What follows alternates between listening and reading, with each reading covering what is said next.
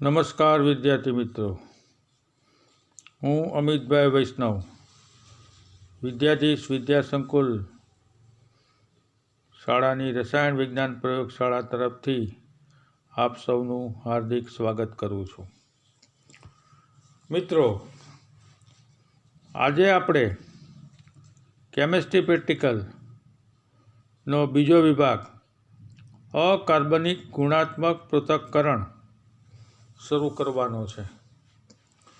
હવે 11 સાયન્સ હોય કે 12 સાયન્સ હોય, 11 સાયન્સ હોય કે 12 સાયન્સ હોય, બંનેની અંદર એક જ સરખા પ્રેક્ટિકલ છે એ અકાર્બનિક ગુણાત્મક પૃથક્કરણના આવે છે.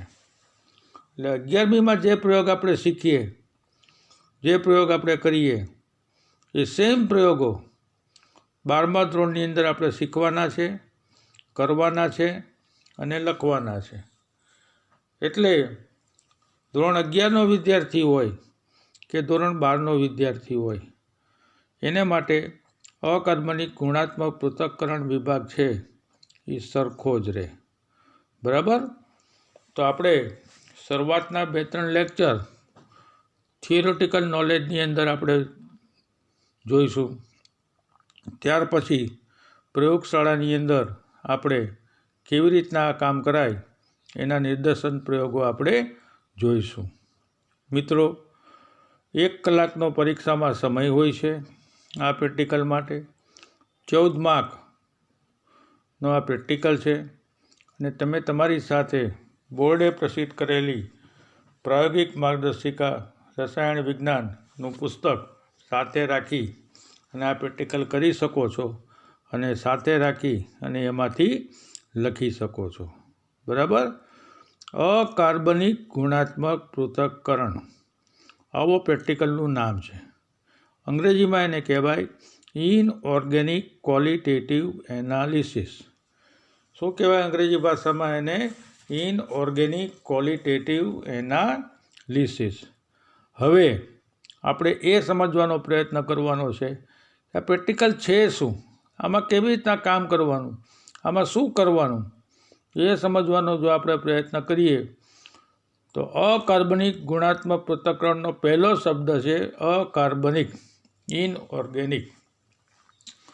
પહેલાં આપણે એ સમજીએ કે ભાઈ અકાર્બનિક પદાર્થ કોને કહેવાય. હવે એ સમજવા માટે આપણે થોડીક પ્રાથમિક ભાષાની અંદર વાત કરીએ તો તમે ધન આયન કોને કહેવાય અને ઋણ આયન કોને કહેવાય એ તમે શીખા છો. કે કોઈ પણ તત્વનો પરમાણુ જ્યારે ઇલેક્ટ્રોન ગુમાવે ત્યારે તે કયું આયન બનાવે? ધન આયન બનાવે. બરાબર મિત્રો, ધ્યાનથી સમજજો. વાયવા ક્વેશ્ચન પણ તમને આમાંથી ઘણા બધા મળી શકશે. કે કોઈ પણ તત્વનો પરમાણુ જ્યારે ઇલેક્ટ્રોન ગુમાવે ત્યારે કયું આયન બનાવે? ધન આયન બનાવે. અને કોઈ પણ તત્વનો પરમાણુ ઇલેક્ટ્રોન મેળવે તો એ કયું આયન બનાવે? ઋણ આયન બનાવે. તો તત્વની ઇલેક્ટ્રોન ગુમાવવાની વૃત્તિ અને મેળવવાની વૃત્તિને કારણે જ્યારે 2 તત્વોનું જોડાણ થાય ત્યારે એ જોડાણ જો ઇલેક્ટ્રોન ગુમાવવાની અને મેળવવાની વૃત્તિને આધારે થતું હોય તો એ જોડાણને કયું જોડાણ કહેવાય? આયનિક બંધ તરીકે ઓળખવામાં આવે છે. દાખલા તરીકે સોડિયમ ક્લોરાઇડ NaCl, જેને આપણે સામાન્ય ભાષામાં મીઠું કહીએ છીએ, એમાં ધન આયન છે એ સોડિયમ Na+ છે અને ઋણ આયન છે એ Cl- છે. તો આ બંને જોડાઈ અને NaClની રચના છે એ કરે છે. તો આયનિક બંધ ધરાવતો કોઈ પદાર્થ હોય એને અકાર્બનિક પદાર્થ તરીકે આપણે ઓળખશું. બરાબર સમજો. આયનિક બંધ ધરાવતો કોઈ પણ પદાર્થ હોય એને આપણે કયા સંયોજન તરીકે ઓળખશું? અકાર્બનિક સંયોજન તરીકે ઓળખશું. અચ્છા, હવે એનાથી એક સ્ટેપ આગળ વધીએ કે આયનિક બંધ ધરાવતો કોઈ પણ પદાર્થ હોય એની અંદર હંમેશા એક ધન આયન હોય અને એક કયું આયન હોય? ઋણ આયન હોય. એક ધન આયન હોય અને એક ઋણ આયન હોય. એને આપણે અકાર્બનિક પદાર્થ પણ કહી શકાય અથવા એને આપણે આયનિક સંયોજન પણ કહી શકાય, જે પાણીમાં હંમેશા દ્રાવ્ય હોય. બરાબર? અથવા અલ્પ દ્રાવ્ય હોય. થોડાક પ્રમાણમાં ઓગળતું હોય તો એને અલ્પદ્રાવ્ય કહેવાય, વધારે પ્રમાણમાં ઓગળતું હોય, બધું જ ઓગળી જતું હોય તો એને શું કહેવાય? દ્રાવ્ય તરીકે આપણે ઓળખશું. હવે ગુણાત્મક પૃથક્કરણ એટલે શું? કે તમને કોઈ પણ એક અકાર્બનિક પદાર્થ આપ્યો હોય જે ઘન સ્વરૂપે હોય, બરાબર સમજો મિત્રો. 11 સાયન્સ હોય કે 12 સાયન્સ હોય, 11 વિજ્ઞાનના પ્રયોગો હોય અકાર્બનિક ગુણાત્મક પૃથક્કરણના કે 12 વિજ્ઞાનના ગુણાત્મક પૃથક્કરણના પ્રયોગો હોય, એમાં પદાર્થ હંમેશા તમને ઘન સ્વરૂપે આપશે. આ ખાસ યાદ રાખજો કે તમને ઘન સ્વરૂપે પદાર્થ આપશે. એ ઘન સ્વરૂપના પદાર્થની અંદર એક કયો આયન હશે? ધન આયન હશે. અને એક કયો આયન હશે? ઋણ આયન હશે. બરાબર? તો એ ધન આયન કયો છે અને ઋણ આયન કયો છે એ શોધવાના જે પ્રયોગો છે એને અકાર્બનિક ગુણાત્મક પૃથક્કરણનો પ્રેક્ટિકલ કહેવાય. બરાબર સમજો મિત્રો કે તમને કોઈ પણ એક ઘન પદાર્થ આપશે, અકાર્બનિક ઘન પદાર્થ આપશે કે જેમાં એક કયો આયન હશે? ધન આયન હશે. અને એક કયો આયન હશે? ઋણ આયન હશે. તો તમને આપવામાં આવેલા અકાર્બનિક પદાર્થમાં ધન આયન કયો છે અને ઋણ આયન કયો છે એ શોધવાના જે પ્રયોગો છે એ પ્રયોગોને કયા પ્રયોગો કહેવાય? અકાર્બનિક ગુણાત્મક પૃથક્કરણના પ્રયોગો તરીકે આપણે ઓળખશું. હવે એનાથી એક સ્ટેપ આપણે આગળ જઈએ તો આપણે કેટલાક શબ્દ સમજવા છે. દ્રાવ્યતા ગુણાકાર, આયનિક ગુણાકાર, સમાન આયન અસર અને અવક્ષેપ. આ 4 શબ્દો આપણા માટે બહુ મહત્ત્વના છે.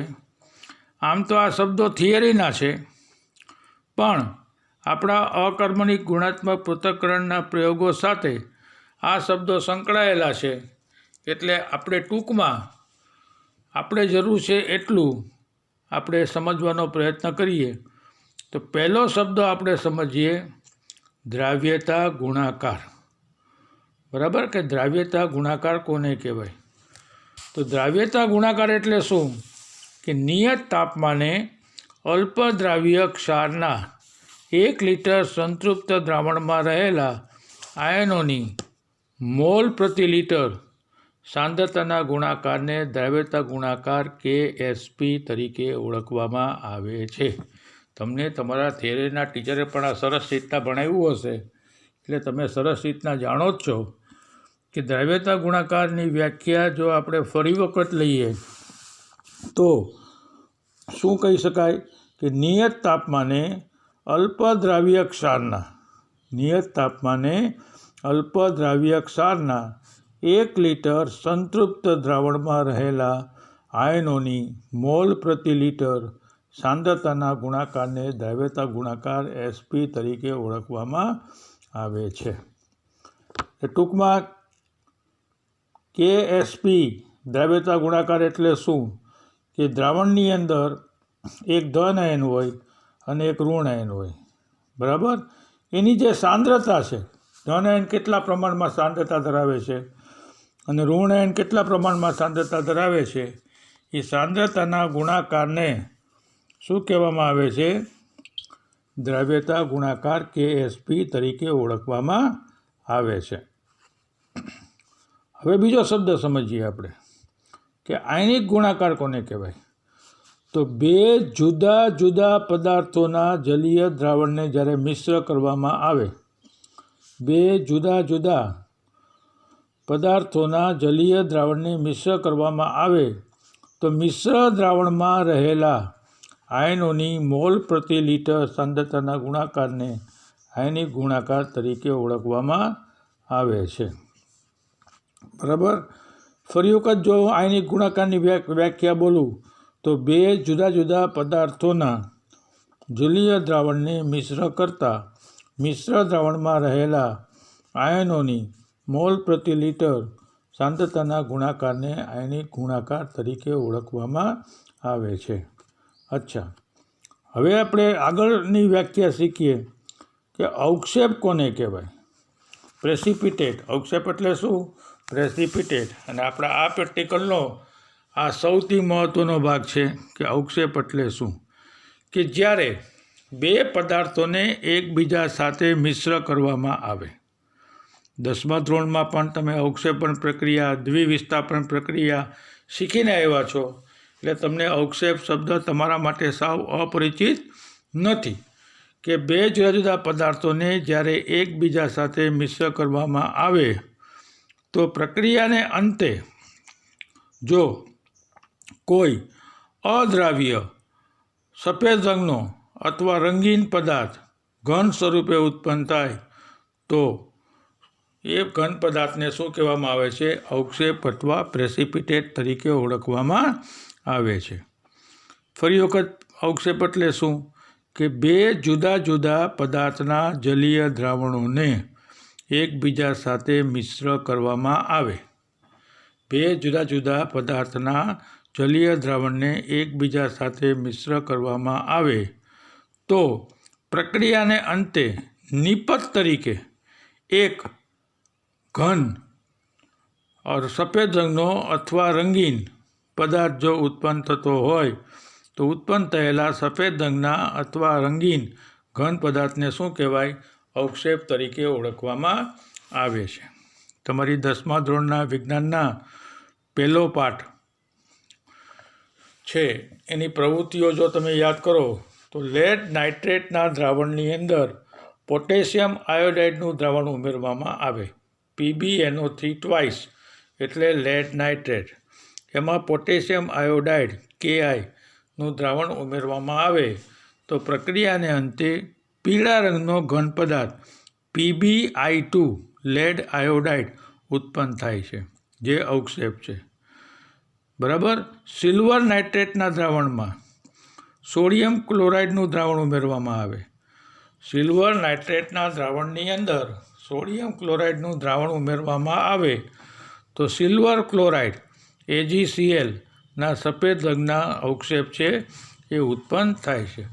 ટૂંકમાં બે પદાર્થોને એકબીજા સાથે જ્યારે મિશ્ર કરવામાં આવે તો પ્રક્રિયાને અંતે ઉત્પન્ન થતો ઘન સફેદ રંગનો અથવા રંગીન પદાર્થને આપણે અવક્ષેપ તરીકે ઓળખશું. એનાથી આગળ એક મુદ્દાની ચર્ચા કરીએ કે ભાઈ આપણે દ્રાવ્યતા ગુણાકાર સિક્કા KSP, આયનિક ગુણાકાર સિક્કા IP, તો હવે અવક્ષેપ ક્યારે ઉત્પન્ન થાય? તો આયનિક ગુણાકારનું મૂલ્ય બરાબર સમજો. બરાબર. આયનિક ગુણાકારનું મૂલ્ય દ્રાવ્યતા ગુણાકાર કરતાં વધુ હોય તો અવક્ષેપ ઉત્પન્ન થાય. આયનિક ગુણાકારનું મૂલ્ય દ્રાવ્યતા ગુણાકારના મૂલ્ય કરતાં ઓછું હોય તો અવક્ષેપ ઉત્પન્ન થાય નહીં. અને આયનિક ગુણાકારનું મૂલ્ય અને દ્રાવ્યતા ગુણાકારનું મૂલ્ય જો સરખું હોય તો સંતૃપ્ત દ્રાવણ બને. આ માત્ર તમારે યાદ રાખવાનું છે. થિયરીમાં પૂછી શકાય કે ભાઈ બે પદાર્થોને મિશ્ર કરવામાં આવે તો અવક્ષેપ પણ થાય કે ન થાય? તો આયનિક ગુણાકારનું મૂલ્ય દ્રાવ્યતા ગુણાકારના મૂલ્ય કરતાં વધુ હોય તો અવક્ષેપ પણ થાય, ન હોય, નાનું હોય તો અવક્ષેપ પણ ન થાય, અને સરખું હોય તો સંતૃપ્ત દ્રાવણ બને. અત્યારે આપણે આટલું સમજવાનું છે. બાકીની ચર્ચા તમે થિયરીમાં સરસ રીતના ભણો છો અથવા ભણ્યા હશો. અચ્છા, હવે આપણે એક મુદ્દો શીખીએ કે સમાન આયન અસર તરીકે કોને ઓળખવામાં આવે છે. જો નિર્બળ વિદ્યુત વિભાજ્યના જલીય દ્રાવણમાં, બરાબર સમજો, ખાલી વ્યાખ્યા યાદ રાખવાની છે, બીજી કોઈ ચર્ચા આપણે આમાં કરવા માગતા નથી. જો નિર્બળ વિદ્યુત વિભાજ્યના જલીય દ્રાવણમાં સમાન આયન ધરાવતા પ્રબળ વિદ્યુત વિભાજ્યનું જલીય દ્રાવણ ઉમેરવામાં આવે તો મિશ્ર દ્રાવણમાં નિર્બળ વિદ્યુત વિભાજ્યના બીજા અસમાન આયનની સાંદ્રતા ઘટે છે, જેને સમાન આયન અસર કહેવાય. આવી લાંબી વ્યાખ્યા થઈ. સમાન આયન એટલે શું? સરખા આયન. એક નિર્બળ વિદ્યુત વિભાજનનું દ્રાવણ આપણી પાસે હોય, બરાબર, એની અંદર એવું જ આયન ધરાવતું બીજું પ્રબળ વિદ્યુત વિભાજનનું દ્રાવણ ઉમેરવામાં આવે તો આ બંને દ્રાવણો જો મિશ્ર કરવામાં આવે તો બંને દ્રાવણોને બાદ કરતાં જે બીજું અસમાન આયનની અંદર આવેલું હોય તો એ અસમાન આયનની સાંદ્રતા શું થાય છે? ઘટે છે, જેને સમાન આયન અસર તરીકે ઓળખવામાં આવે છે. તો આપણે આટલું શીખ્યા કે અકાર્બનિક પદાર્થ કોને કહેવાય, અકાર્બનિક ગુણાત્મક પૃથક્કરણ કોને કહેવાય, દ્રાવ્યતા ગુણાકાર કોને કહેવાય, આયનિક ગુણાકાર કોને કહેવાય, અવક્ષેપ ક્યારે ઉત્પન્ન થાય, અવક્ષેપ એટલે શું, અને સમાન આયન અસર એટલે શું.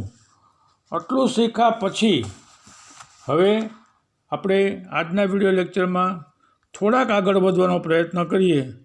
તો આપણા કોર્સની અંદર ઘણા બધા ધન આયન છે. દાખલા તરીકે Pb+2 lead, Cu+2 cupric, As+3 arsenic, Fe+3 ferric, Al+3 aluminium, Mn+2 manganese, Ni+2 nickel, Zn+2 zinc, Co+2 cobalt, Ba+2 barium, Sr+2 strontium, Ca+2 calcium, Mg+2 magnesium, NH4+ ammonium. એમ 14 ધન આયન આપણા કોષની અંદર છે. ઋણ આયન, તો ઋણ આયન આપણા કોષની અંદર કેટલા છે? તો 12 છે.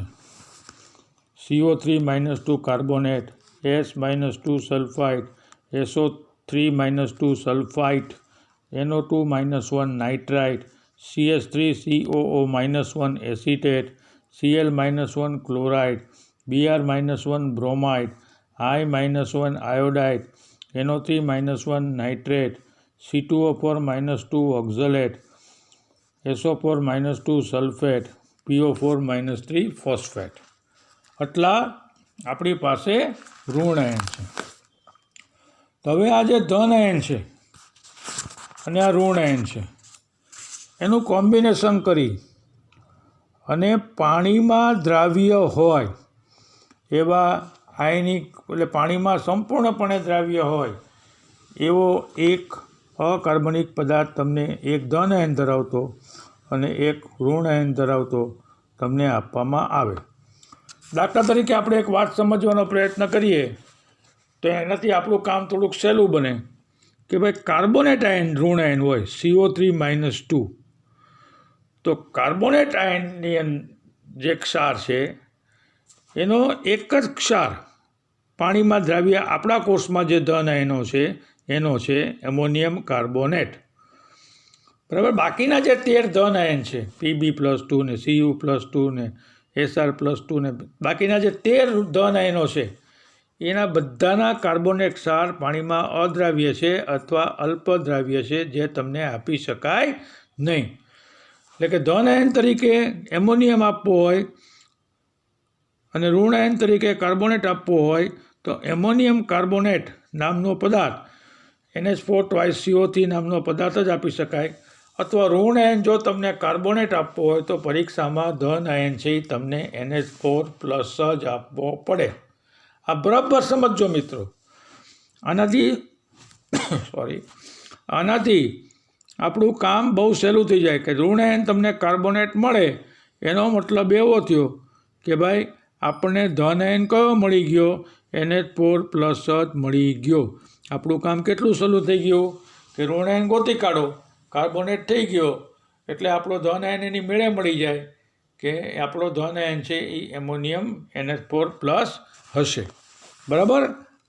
એટલે આપણને એક ધન આયન આપશે અને આપણને એક ઋણ આયન આપશે. મિત્રો, કયો ધન આયન આપશે, કયો ઋણ આયન આપશે એ આપણે શોધવાનું કામ છે, એ આપણે કરવાનું છે. તો ધન આયન શોધવા માટે શું કરવાનું? પહેલું કામ આપણે ધન આયન શોધવાનું કરવાનું, પછી ઋણ આયન શોધવાનું કામ કરવાનું અને પછી લખવાનું કામ કરવાનું. બધું આપણે તબક્કાવાર શીખવાના છીએ અને તબક્કાવાર જોવાના છીએ. તો સર્વપ્રથમ આપેલો પદાર્થ થોડા પ્રમાણમાં એક ટેસ્ટ ટ્યુબમાં લઈ તેમાં પાણી ઉમેરી હલાવો, જેથી આપેલા પદાર્થનું પાણીમાં દ્રાવણ બનશે, જેને અજ્ઞાત દ્રાવણ કહેવાય. Test tube, કસનળી. 8, 9, 10, 11, 12 આ બધા જ ધોરણોમાં તમે ટેસ્ટ ટ્યુબ નામ, કસનળી નામ છે એ સાંભળેલું જ હોય. શક્ય હોય તો કદાચ તમે જોઈ પણ હોય. બરાબર. અકાર્બનિક પદાર્થનું ગુણાત્મક પૃથ્થકરણ કરવા માટે ટેસ્ટ ટ્યુબ છે એ આપણા માટે અનિવાર્ય સાધન છે. આપણી પાસે ઓછામાં ઓછી 5 થી 6 ટેસ્ટ ટ્યુબ છે એ હોવી જોઈએ. બરાબર. પ્રેક્ટિકલની પરીક્ષામાં પણ આપણી સાથે જ આપણે ટેસ્ટ ટ્યુબ લઈ જવી પડે. મેં હમણાં તમને શરૂઆતમાં જ કીધું કે આપણને અકાર્બનિક પદાર્થ છે એ કયા સ્વરૂપે આપશે? ઘન સ્વરૂપે આપશે. અને ધન આયન અને ઋણ આયનનું કોમ્બિનેશન એમાં કઈ રીતનું હશે? એને કારણે પદાર્થ પાણીમાં કેવો થવો જોઈએ? દ્રાવ્ય થવો જોઈએ. તો આપણને એક પાત્રની અંદર ઘન પદાર્થ આપ્યો હોય, એને નાનકડી આઈસ્ક્રીમ ખાવાની ચમચીની મદદથી, બધો નહીં, થોડોક જ, બરાબર, બધો પદાર્થ વાપરી નાખવાનો નથી. નહીંતર પાછો પરીક્ષામાં માગવો પડે કે સાહેબ મારે પદાર્થ ખલાસ થઈ ગયો. આપે ન આપે એવું પણ નથી, પણ આપણી છાપ સારી ન પડે. આપણને જેટલો પદાર્થ આપ્યો હોય એ પૂરતા પ્રમાણમાં જ હોય. એનાથી વધારે પદાર્થની જરૂર આપણે પડવી જોઈએ નહીં. એટલે શું કરવાનું મિત્રો કે થોડોક પદાર્થ છે એ એક કસનળીમાં લેવાનો. બરાબર. થોડોક પદાર્થ છે એ એક કસનળીમાં લેવાનો, ટેસ્ટ ટ્યુબની અંદર લેવાનો. તેમાં થોડુંક પાણી ઉમેરવાનું, અડધી ટેસ્ટ ટ્યુબ થાય એટલું પાણી ઉમેરવાનું, પછી હલાવવાનું. આપેલો પદાર્થ પાણીમાં દ્રાવ્ય થઈ જ જશે. એવું જ કોમ્બિનેશન તમને આપ્યું હોય. એ જે દ્રાવણ બનશે પદાર્થનું પાણીમાં એને અજ્ઞાત દ્રાવણ કહેવાય. એને ટૂંકમાં આપણે શું કહેશું? અદ્રા. વારે ઘડીએ આ શબ્દ આપણે વાપરવો પડશે. અદ્રા. અદ્રા એટલે અજ્ઞાત દ્રાવણ. હવે આપણા મગજમાં એમ થાય કે ભાઈ અજ્ઞાત દ્રાવણ શબ્દ શું કામ બોલીએ? કે અજ્ઞાત દ્રાવણની અંદર ધન આયન કયો છે અને ઋણ આયન કયો છે એ આપણે શોધવાનો છે. બરાબર. તો આપણને ખબર નથી કે આપેલા દ્રાવણમાં ધન આયન કયો છે અને ઋણ આયન કયો છે, એ આપણે શોધવાનો છે. એટલે એને શું કહેવાય? અજ્ઞાત દ્રાવણ તરીકે આપણે ઓળખશું. અને અજ્ઞાત દ્રાવણમાંથી આપણે પહેલાં શું ગોતશું? ધન આયન. પછી શું ગોતશું? ઋણ આયન. અને પછી કઈ રીતના લખાય એ આપણે શીખીશું. બરાબર. તો આજના વિડીયો લેક્ચરમાં આપણે આટલી વાત શીખવાની છે કે જે આપણે શીખવાનો પ્રયત્ન કર્યો મિત્રો, કે આપણે અકાર્બનિક પદાર્થ કોને કહેવાય, અકાર્બનિક ગુણાત્મક પૃથ્થકરણ કોને કહેવાય, બરાબર, દ્રાવ્યતા ગુણાકાર કોને કહેવાય, આયનિક ગુણાકાર કોને કહેવાય, અવક્ષેપ કોને કહેવાય, સમાન આયન અસર કોને કહેવાય, અવક્ષેપન ક્યારે થાય, કોષમાં કેટલા ધન આયન છે, કેટલા ઋણ આયન છે, અને ધન આયનનું અજ્ઞાત દ્રાવણ કેવી રીતના બનાવાય એની ચર્ચા આપણે કરી. હવે પછીના વિડીયો લેક્ચરની અંદર આપણે આગળ વધશું કે સૌથી પહેલાં આપણે ધન આયન કેવી રીતના શોધાય અને ત્યાર પછી ઋણ આયન કેવી રીતના શોધાય એ શીખીશું. ઓકે વિદ્યાર્થી મિત્રો, તો અહીંયા આપણે આ વિડીયો લેક્ચર પૂરું કરીએ છીએ. Thank you very much. આવજો.